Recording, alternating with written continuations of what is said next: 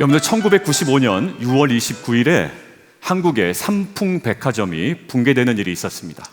On June 29th, 1995, the Sampong department store collapsed in Korea. 당시의 신문 기사를 함께 좀 보도록 하겠습니다. Let's look at the newspaper article from the time.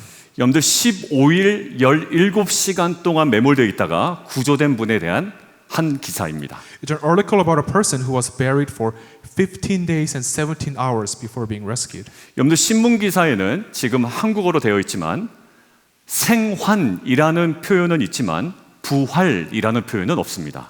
If you look at the content of the article closely, it uses a word returned alive, but not the word resurrected. 왜냐하면 매몰은 되어 있었지만 죽진 않았고 여전히 생명은 살아 있었기 때문입니다. Because even though they were buried, they weren't dead. They were still alive. 결국 부활이라는 개념 속에는 반드시 전제되어야 하는 것이 하나가 있습니다. After all, the concept of resurrection necessarily presupposes something, 바로 죽음입니다. which is death.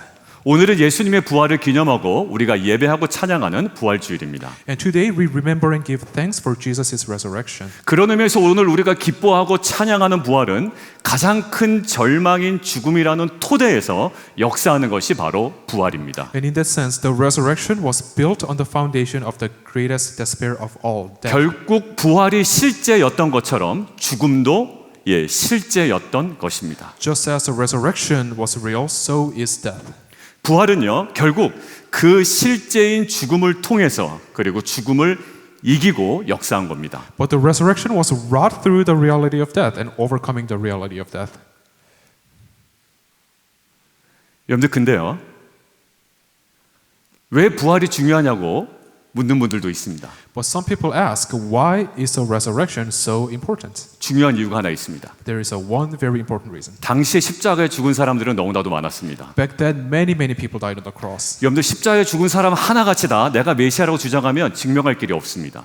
If just any old person just dying on the cross claimed, I am the Messiah, there is no way to prove that he is right. 예수님도 마찬가지입니다. And it's the same thing for Jesus. 만약 예수님께서 십자가에서 달려 돌아가시기만 하고 다시 살아나지 못하셨다면 그분이 우리를 위해 돌아가신 메시아라는 것이 입증될 수가 없습니다. If he just died on the cross, it does not prove that he is a Messiah who died for our sins. 그래서 성경은 이렇게 얘기합니다. 우리 자막 한번 읽겠습니다. 시작. 예수는 우리가 범죄한 것 때문에 내 줌이 되고 또한 우리를 의롭다 하시기 위하여 살아나셨느니라. But the Bible says this, let's read it all together. Who was delivered up for our trespasses and raised for our justification. 결국 예수님의 부활은요, 예수님께서 우리 죄를 위하여 돌아가셨다라는 메시아라는 것이 승인되는 사건입니다. Ultimately, Jesus' resurrection validates him as the Messiah who died for our sins. 예수님께서 부활하셨기 때문에 우리가 의롭게 되었다, justification, 이 칭의가 결국 보장되는 겁니다. Jesus was resurrected, so we were guaranteed a righteousness, justification. 자, 그런데요, 예수님 정말 부활하셨습니까? But is it really true that Jesus was resurrected? 아마 아직 이게 믿어지지 않는 분 계실 거예요. There are definitely some of us who don't really believe it. 이것을 허구라고 생각했던 한 분의 이야기를 우리가 먼저 좀 들어보려고 합니다. I would like for us to listen to the story of one person who thought all of it was just hocus pocus. 리스트로벨이라는 목사님인데 그는 원래 예일 대학교 로스쿨에서 공부했던 분입니다. Lee Strobel, he's a pastor and he used to study at Yale Law School. 시카고 트리뷴이라는 그 법률 전문 부장을 지냈고요. 14년 동안 이 언론계에 몸담은 아주 노련한 저널리스트입니다. He was also a very experienced journalist with 14 years of experience in the media, including a stint as a legal editor at the Chicago Tribune. 그는요, 부활뿐만 아니라 기독교에 대해서 굉장히 적대감으로 가득 찬 무신론자였습니다. However, he was an atheist, filled with hostility towards the church. 그는 아내가 기독교에 대한 것들을 막기 위해서 그리고 부활의 허구성을 증명하기 위해서 기자 정신을 발휘해서 2년 동안 아주 연구에 몰입하게 됩니다. He wanted to prevent his wife from becoming a Christian, so he spent 2 years of intense journalistic research to uncover this falsity of Jesus' resurrection. 결국 조사를 마친 1981년에 비로소 예수 그리스도를 자신의 구주로 영접하게 됩니다. When he finally concluded his research in 1981, he ended up accepting Jesus Christ as his Savior. 이후에 신학을 공부해서 결국 목회자의 길을 걷게 되는데 이분의 이야기가 짧진 않아요. 그렇지만 지루하지도 않기 때문에 우리가 그분 영상을 함께 좀 보도록 하겠습니다. He went on to study theology and became a pastor. And let's watch the story, video of his story together. It's not short, but it's definitely not boring. So Easter begins with the letter E, so I'm going to use 4 words that begin with the letter E to summarize the evidence for the resurrection. The first E stands for execution, that Jesus was truly dead after being crucified. I used to think as an atheist, well, maybe he survived, and maybe the cool, damp air of the tomb revived him. And so that's not a resurrection, that's just a resuscitation. That's what I thought. But I looked at the evidence. What did I find? Number one, we have no evidence anywhere of anyone ever surviving a full Roman crucifixion. Secondly, most of what we accept as being true from the ancient world is based, when you get down to it, to one source of information, or maybe 2 sources of information. And yet, for the death of Jesus, his execution by crucifixion, we not only have multiple first century accounts in the New Testament, we've got 5 ancient sources outside the Bible for his execution. Then the Journal of the American Medical Association, a secular, scientific, peer-reviewed medical journal, carried an investigation into the death of Jesus, and this was their conclusion, quote, "Clearly, the weight of the historical and medical evidence indicates that Jesus was dead even before the wound to his side was inflicted." I mean, you could go to an atheist New Testament scholar like Gerhard Ludemann of Vanderbilt, and he'll tell you this, quote, "Jesus' death as a consequence of crucifixion is indisputable." That's the atheist scholar speaking. So the first E is execution. Jesus was dead. The second E stands for the word early. We have early reports or accounts that Jesus rose from the dead. In other words, reports have come so quickly after his death that you can't write it off as being a legend that grew up maybe 100, 150, 200 years after his life. We have preserved for us an account of the resurrection of Jesus Christ, including named eyewitnesses and groups of eyewitnesses, that has been dated back by scholars to within months of his death. That is a news flash from ancient history. When you consider the first 2 biographies of Alexander the Great by Arrian and Plutarch, written 400 years after his life, and they're generally considered reliable, this goes back within months. Historians drool over this stuff. So we have early reports. We've also got reports in Matthew, Mark, Luke, and John, the book of Acts, that all date back right there to the 1st century. They were circulating during the lifetimes of Jesus' contemporaries, who would have been all too happy to point out the errors if they were making this stuff up. So we've got an execution. Jesus was dead. The third E stands for the word empty. We have an empty tomb. The historical record tells us that Jesus' body was placed in a tomb belonging to Joseph of Arimathea, member of the Jewish council. It's sealed. Matthew tells us it's guarded, and yet it's discovered empty that first Easter morning. Now, I could go on all night for all the historical data that convinces us the tomb was empty, but I'm just going to give you one fact, because to me this is conclusive. Even the enemies of Jesus admitted that the tomb was empty. How do we know? Because we know from sources inside and outside the New Testament that when the disciples began proclaiming that Jesus had risen, what the enemies of Jesus said was, the disciples stole the body. Now think about that. What is that? That's a cover story. They're implicitly admitting the tomb is empty. They're trying to explain how it got empty. You see what I mean? So implicitly or explicitly, the followers of Jesus, the enemies of Jesus, everybody in the 1st century was conceding that the tomb was empty. That's not the question of history. The question of history is, how did it get empty? And you go through the usual list of suspects. The Romans weren't about to steal the body. They wanted Jesus dead. The religious leaders of the day weren't about to steal the body. They wanted Jesus to stay dead. The disciples weren't about to steal the body. They didn't have the motive, they didn't have the means, and they didn't have the opportunity. In fact, I found 7 ancient sources, 6 of them outside the Bible, that confirm that the disciples lived lives of deprivation and suffering as a result of their proclamation that Jesus had risen from the dead. They were willing clearly to die for this conviction. Why? Because someone told them in Sunday school class that Jesus had risen? No, because they were there. They talked to him, they touched him, they ate with them. Of all human beings who've ever lived, they knew the truth for sure. They were there. And knowing the truth, they were willing to suffer and even to die for it. That tells me something about the depth of their conviction. And then finally, the fourth word that begins with the letter E is the word eyewitnesses.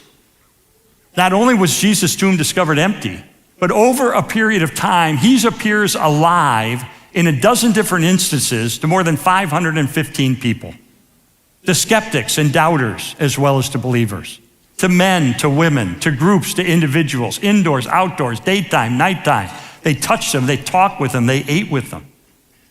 I mean, think about this. Remember I said earlier, when we look at ancient history, there are things that we believe happened in ancient history. We're convinced they did. And when you get down to it, it's based on one source, or maybe two sources. And yet, for the conviction of the disciples that they encountered the resurrected Jesus, we have no fewer than 9 ancient sources, inside and outside the New Testament, confirming and corroborating the conviction of the disciples that they encountered the risen Christ. Friends, that is an avalanche of historical data. But how convincing is this? Does it only convince evangelical Christians that Jesus rose from the dead?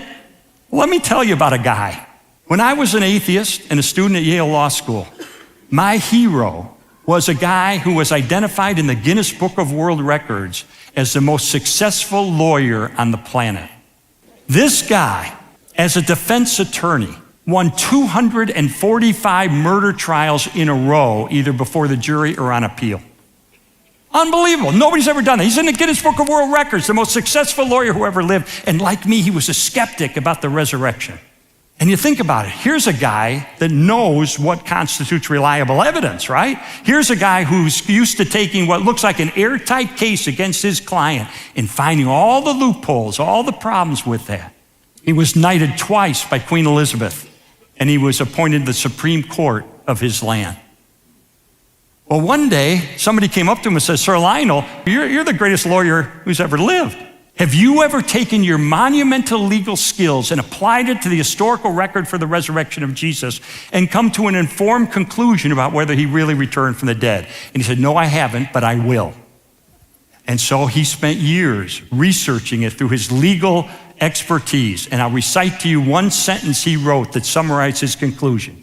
Quote, I say unequivocally that the evidence for the resurrection of Jesus Christ is so overwhelming that it compels acceptance by proof, which leaves absolutely no room for doubt. This from the most successful lawyer in the world. I came to the same conclusion on November the 8th of 1981. After my wife became a Christian and I tried to rescue her from this cult by disproving the resurrection, I spent 2 years of my life using my journalism training and legal training to investigate the evidence, and I came to the same conclusion. And then I read a verse, John 1:12. Interesting verse. It says, yet to as many as received him, to them he gave the right to become children of God, even to those who believe in his name. And I noticed that verse forms an equation of what it means to become a child of God. I believe, based on the data of history, that Jesus claimed to be the Son of God. Get it? I believe it. It's not enough. It's not enough. I had to receive what? Receive this free gift of forgiveness and eternal life that Jesus purchased for me on the cross when he died as my substitute to pay for all of my sin. And when I would receive this free gift of his grace, then I would become a child of God. And so I got on my knees and I poured out a confession of a lifetime of immorality that would absolutely curl your hair. And at that moment, I received complete and total forgiveness through Jesus Christ, and I became a child of God. 예, 우리 옆에 분과 다시 한번 인사 Let 나누겠습니다. us greet one another once more. 예수님 부활하셨습니다. Jesus is resurrected. 다시 한번 해피 이스터 우리 인사 A 나눌까요? happy Easter. Let's say that to each Yeah. other. 여러분들 오늘은 부활하신 예수님께서 여전히 의심과 두려움에 있는 제자들에게 허락하신 은혜가 무엇인지를 오늘 간단하게 묵상해 보려고 합니다. Today we're going to reflect together on the grace that the risen Jesus offers to his disciples who still have doubts and fears. 그래서 2024년 부활주일, 오늘 여전히 의심과 두려움과 또 여러 가지 갈등 속에 있는 저와 여러분에게 제자들에게 임했던 동일한 은혜가 역사하기를 주님의 이름으로 축원합니다. So I bless you all in the name of the Lord that the same grace that fell upon the disciples will fall upon you and me who may still be in doubt and fear today. 자, 첫 번째 함께 읽겠습니다. 함께 읽을까요? 시작. 평강이 있을지어다. 샬롬 알레켐. The first subtitle of today's sermon is Peace be with you. Shalom Aleichem. 오늘 본문에는 제자들의 심리적 상황이 잘 설명되어 있습니다. In today's passage, the psychological situation of the disciples is described. 여러분들 본문 가만히 보세요. 유대인들 어떻습니까? 제자들이 유대인들을 두려워합니다. You look at the passage, you can see that they feared the Jews. 자, 그래서 어떤 행동을 하게 되는데요. 모인 곳의 문을 모두 걸어 잠그는 겁니다. So they do something about it. They lock up all the doors of the place they were gathered in. 아마 예수님의 십자가의 처형으로 인한 굉장한 트라우마였을 거예요. Likely due to the trauma caused by the crucifixion of Jesus. 그런데 지금 제자들이 어떤 상황이냐면 이미 마리아로부터 예수님이 부활했다는 소식을 이미 들은 상태입니다. But the disciples had already heard from Mary that Jesus had risen from the dead. 자, 그거 없다고 쳐도 이미 예수님께서는 제자들에게 수차례 3번 이상 죽음과 부활에 대해서 이미 말씀하셨습니다. And even when Jesus was still alive, he had announced his death and resurrections to the disciples several times. 자, 그런데 다른 복음서들을 가만히 보니까 제자들을 비롯하여 많은 사람들이 예수님의 부활 소식을 들었지만 믿으려 하지 않았다라는 표현으로 되어 있습니다. But still, the other gospels say that many people, including the disciples, refused to believe the news of Jesus' resurrection. 부활의 소식은 들었지만 여전히 죽음과 그로 인한 두려움과 트라우마가 제자들에게 지금 깊이 작용하고 있는 겁니다. They heard the news, but the death and the fear and the trauma that it caused was taking over the disciples. 잘 생각해 보세요. 저와 여러분에게도 주님께서 주님의 자녀인 우리들에게 약속한 것이 있습니다. Okay, let's think about ourselves. We too have something that the Lord has promised us for His children. 예, 영광스러운 신분이 있다고요. We are promised, and we have this glorious status. 같이 한번 읽습니다. 시작. 우리가 알거니와 하나님을 사랑하는 자, 곧 그의 뜻대로 부르심을 입은 자들에게는 모든 것이 합력하여 선을 이루느니라.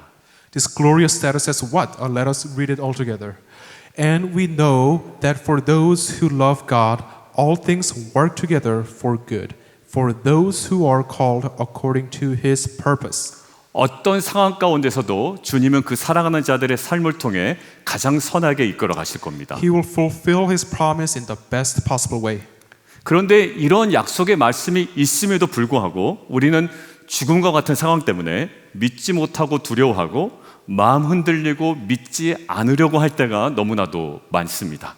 Nevertheless, despite the promises that we have, there are times when we don't believe because of the circumstances, and when we don't want to believe because we are afraid and our hearts are shaken. 오늘 부활주일에 주님께서는 최근 여러 가지 여러분들의 상황 때문에 마음 흔들려하고 두려워하고 의심하는 저와 여러분에게 말씀하십니다. Today on this Easter Sunday, the Lord speaks to you and me who are shaken by the recent events in our lives. 샬롬 알레켐. Shalom Aleichem. 주님께서는 죽음과 부활을 여러 번 반복해서 강조했는데도 왜 믿지 못하느냐고 혼내지 않으십니다. The Lord doesn't reprimand them, saying, "Why don't you believe in the resurrection?" when I've emphasized it over and over again. 오히려 제자들이 그러한 트라우마 때문에 충분히 그럴만했다고 여기십니다. Rather, He understands. 무엇보다도 그들을 혼내시는 것이 아니라 먼저 그들에게 말씀하셨습니다. And He tells them first this, 평강이 있을지어다. "Peace be with you." 저는 이 메시지를 통해 부활의 기쁨을 만끽할 수 있는 제자들의 내면이 이제 준비되었다고 저는 생각됩니다. And I believe that this message of peace be with you prepared the disciples' hearts to be for the joyful celebration of the resurrection. 2024년 부활주일입니다. 주님께서 제자들을 만나서 어떤 책망보다도 먼저 하신 그 말씀.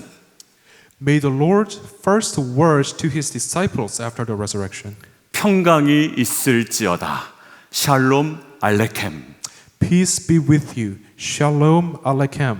이 말씀으로 여러 가지 상황 때문에 복잡했던 저와 여러분의 마음에 진정한 평강과 그 질서가 회복되는 은혜가 있기를 주님의 이름으로 축원드립니다. May it restore true peace and order to our hearts, which have been troubled by many circumstances. 우리 옆에 분과 인사 나누겠습니다. Let us say this to one another. 평강이 있을지어다. Peace be with you. 샬롬 알레켐. Shalom Aleichem. 예, 우리 대답해 주세요. 예, 정말 평안합니다. 우리 인사 나눌까요? Let us respond back. Peace is with me indeed. 여러분들 왜 평안해야 됩니까 우리가? Why do we have peace? 부활의 주님께서 두려워하는 제자들과 여러분들을 사랑하셔서 특별히 가장 먼저 하신 말씀이기 때문입니다. Because these are the first words, a very special words spoken by the risen Lord to his fearful, doubtful disciples, to me and to you, because he loves you. 자, 두 번째입니다. 함께 읽겠습니다. 시작. 주를 보고 상처를 보고 기뻐하더라. 생명을 낳는 산통의 영광입니다. And the second, a tad bit lengthy subtitle is Jesus showed them his hand and his side. Then the disciples were glad when they saw the Lord. There's a colon there. The glory of the labor pains that beget life. 여러분들 사실 오늘 본문을 좀 가만히 보시면 평강이 있을지어다라는 표현이 19절에도 있고 또 몇 절에 있습니까? 한번 보시죠. 절을 보면 답이 안 나옵니다. 예, 평강이 있을지어다가 19절에 있고 또 몇 절에 또 나옵니까? 21절에 반복하십니다.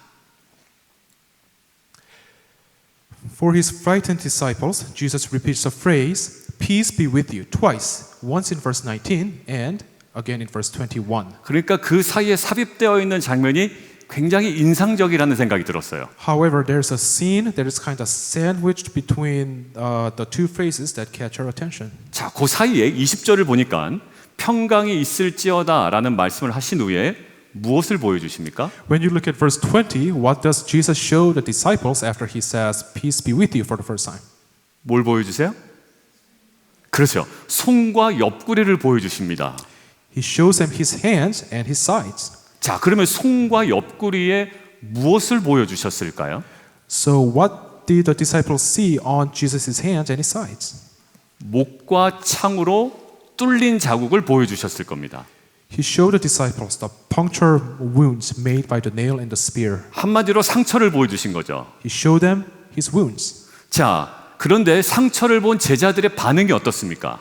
But what was the reaction of the disciples when they saw the wounds? 제가 물어볼게요. 슬픔입니까? 기쁨입니까? Were they sad or were they glad? 제자들이 기뻐했다라고 되어 있습니다. It says that the disciples were glad. 다른 말로 하면 상처를 보고 기뻐했다라는 얘기예요. They saw Jesus' wounds and they became glad. 자, 잘 보세요. 평강이 있을지어다라는 말씀으로 내면이 다스려진 제자들에게 예수님의 상처가 더 이상 제자들에게 상처나 인간적인 미안함으로 작동되지 않았다라는 거예요. When Jesus said, peace be with you to the disciples, they were healed inwardly by the word of our Lord Jesus. And Jesus' wounds were no longer a source of hurt or regret for the disciples. 오히려 그 상처를 통해서 제자들에게 부활은 더욱더 명확해진 In 겁니다. fact, the wounds made the resurrection all the more certain. 그리고 확실해진 부활을 통해서 그들은 앞으로 어떤 죽음도 두려워하지 않는 정말 놀라운 인물로 세워지게 되죠. And with that certainty, they could no longer fear even death. 저희 둘째가 지금 한국에 있잖아요. 그 수린이 발목을 보면 2006년도 그 교통사고를 당해서 지금도 엉덩이 살을 떼어서 이식한 상처가 발목에 있습니다. Sarah, my daughter, who is right now in Korea, she has a scar on her ankle from a car accident in 2006, and she had to receive a graft from her hip. 당시에는 그 상처를 볼 때마다 너무 속상하더라고요. And at the time, I was very heartbroken every time I saw the scars. 근데요, 지금은 그 상처가 저와 저의 가족과 심지어 수린이한테도 전혀 상처가 되지 않습니다. But now the scars do not cause any more wounds to me, to my family. 왜냐하면 제가 기관 사역을 고집하던 제가 교회 사역으로 헌신할 수 있게 된 중요한 사건이었기 때문입니다. Because it was the event that led me from institutional ministry to a church ministry. 그 사건 이후로 온누리 교회 고등부 교사를 하다가 찬양 인도를 하다가 이제 영어부 전도사까지 이제 사역을 시작하게 됩니다. I became a high school Bible study teacher at the Honorary Church and then began my ministry at the Handel Ministry Pastor. 저는 오늘 부활주일에 저와 여러분에게 지금도 계속 기억나는 상처가 더 이상 저와 여러분에게 상처가 되지 않았으면 좋겠습니다. And I hope that the wounds that you and I are constantly reminded of will no longer be wounds. 여러분들 예수님에게 여전히 상처 있었어요. 그렇지만 상처에 붙잡혀 있지 않았으면 좋겠습니다. Jesus still had the wounds on him, but I really hope that those wounds will no longer have any hold on us. 오히려 그 상처를 보고 주님의 일하심을 기억하고 하나님의 선한 계심을 생각하고 부활을 소망하며 기뻐하는 저 여러분 되기를 주님의 이름으로 축원드립니다. In the name of the Lord, I bless all of you so that when we look at the wounds and remember the Lord's work, we'll think of God's good plan and we'll rejoice in the hope of resurrection. 여러분들 일반적으로 이런 아픔들은 사실 사람의 에너지를 완전 기를 다 빼놓습니다. Just mere pain by itself saps a person's energy. 그런데 산통은 좀 달라요. But a different kind of pain, a labor pain, is different.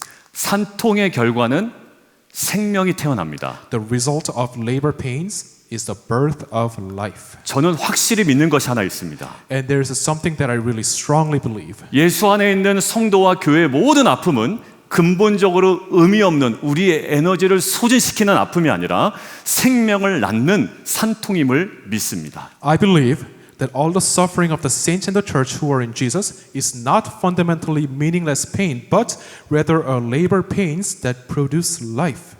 옆에 분들과 함께 이야기하며 선포하겠습니다. 우리의 아픔은 생명을 낳는 산통입니다. 우리 인사 나누실까요? Let's say this to each other. Our pains are labor pains that produce life. 예, 좀 있으면 애기 나오겠네요. 그러면 예, 생명이 잉태되고 생명을 낳는 산통입니다. 자, 세 번째 함께 읽겠습니다. 시작. 나도 너희를 보내노라 사명자의 영광입니다. The third subtitle, Even so I am sending you, the glory of the called. 자, 예수님께서는 의심하며 여전히 두려워하고 문을 걸어 잠근 제자들의 마음에 무엇으로 채우셨다고요? 예, 평강으로 먼저 채우셨습니다. Jesus filled the doubtful and fearful hearts of the disciples with peace. 그러니까 두 번째 대지 뭐였나요? 그러한 제자들에게는 예수님의 상처가 더 이상 미안함이나 상처로 작동하지 않아요. 오히려 기쁨이 됩니다. 확신이 됩니다. And for the disciples, Jesus' wounds were no longer wounds, but source of gladness. 그렇게 회복된 그들에게 주님께서 이렇게 말씀하십니다. And to the disciples who were thus restored, said the Lord. 오늘 화면 말고 본문을 한번 성경책 보시면서요. 아버지께서 나를 보내신 것 같이 나도 너희를 보내노라 라고 말씀하십니다. This is what the Lord said. Let's look at it from our Bible. As the Father has sent me, even so I am sending you. 부활의 공동체인 제자들이 이제 부활 신앙으로 이 땅에서 어떻게 살아야 하는지를 명확하게 말씀하신 겁니다. Jesus told the disciples clearly how they were to live out their resurrection faith here on earth as a resurrection community. 주님께서는 제자들에게 평강을 주셨고요. 예수님의 상처에서 오히려 기쁨을 경험하게 하시더니 이제는 복음 전도라는 사명자로 부르고 계십니다. The Lord has given the disciples peace, allowed them to experience joy in Jesus' wounds, and now He was calling them to a mission of evangelism. 주님께서는요, 사도행전 1장 8절에서도 오늘 22절에 언급된 성령을 다시금 강조하시면서 제자들에게 이런 말씀을 하시죠. The Lord also spoke these words to the disciples in Acts chapter 1 verse 8, emphasizing the Holy Spirit mentioned in verse 22 today. 같이 한번 읽습니다. 시작. 오직 성령이 너희에게 임하시면 너희가 권능을 받고 예루살렘과 온 유대와 사마리아와 땅 끝까지 이르러 내 증인이 되리라 하시니라. This is what is said, Acts 1:8. Let's read it all together. But you will receive power when the Holy Spirit has come upon you, and you will be my witnesses in Jerusalem and in all Judea and Samaria and to the end of the earth. 자, 결국 우리는 부활 신앙으로 어떻게 살아야 될까요? So ultimately, how do we live out our resurrection faith? 부활의 증인으로 살아가야 할 줄 We 믿습니다. ought to live as a witness to the resurrection. 옆에 분과 선포합니다. Let us proclaim this to the ones next to us. 우리는 부활의 증인입니다. We are the witnesses to the resurrection. 우리 이번 2024년 선교팀 한번 손들어 오십시오. 우리 니카라가 선교팀. 우리 10분. 예, 이분이 결국 뭡니까? 예, 부활의 증인입니다. 우리 이분들 좀 격려 박수 좀 해줬으면 좋겠습니다. 예. 우리 계속 이제 기도하고 우리가 다시 중보했으면 좋겠습니다. 오늘 말씀 마무리합니다. I will conclude the sermon. 좀 제 나눔으로 말씀을 마무리하려고 그래요. 2024년 사순절은요, 제 인생에 잊혀지지 않을 것 같습니다. For me personally, Lent 2024 will be one of the most memorable in my life.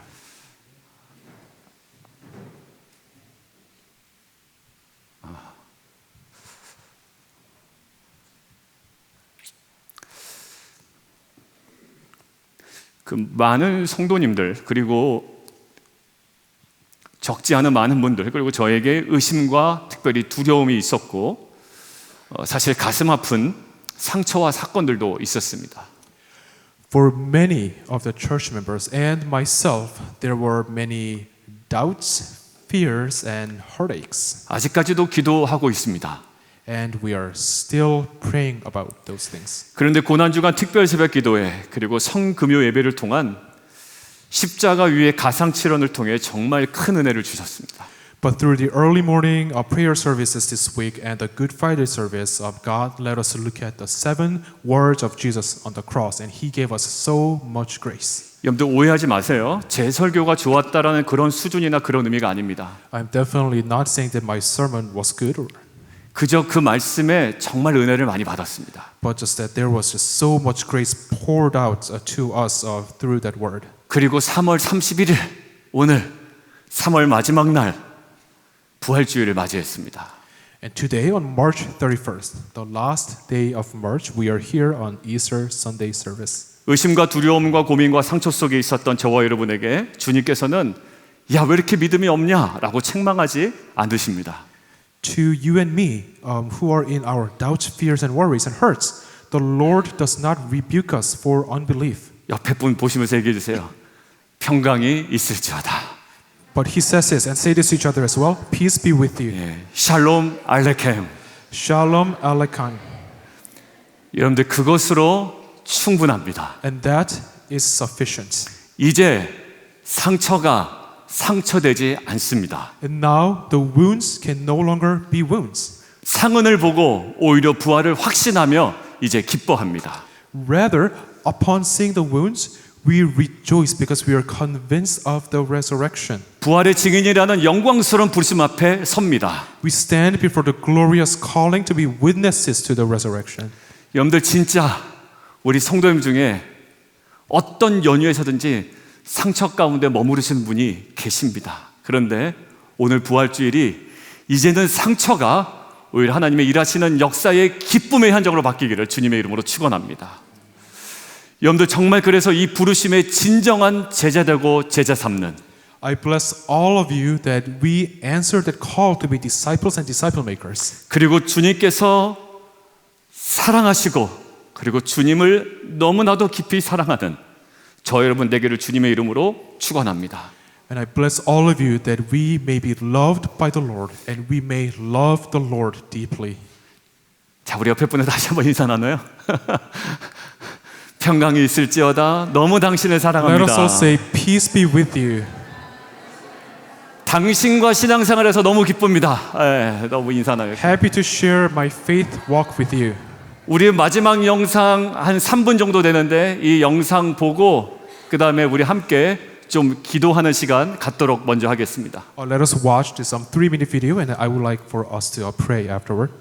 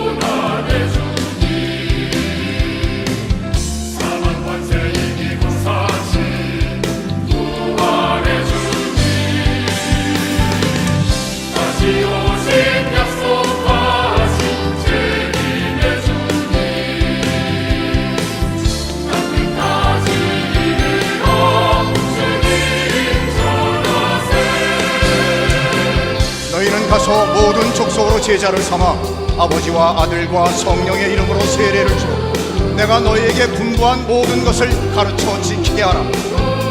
오직 성령이 이르시면 너희가 권능을 받고 예루살렘과 온 유대와 사마리아와 땅끝까지 이르러 내 증인이 되리라. 볼지어다 내가 세상 끝날까지 너희와 항상 함께 있으리라.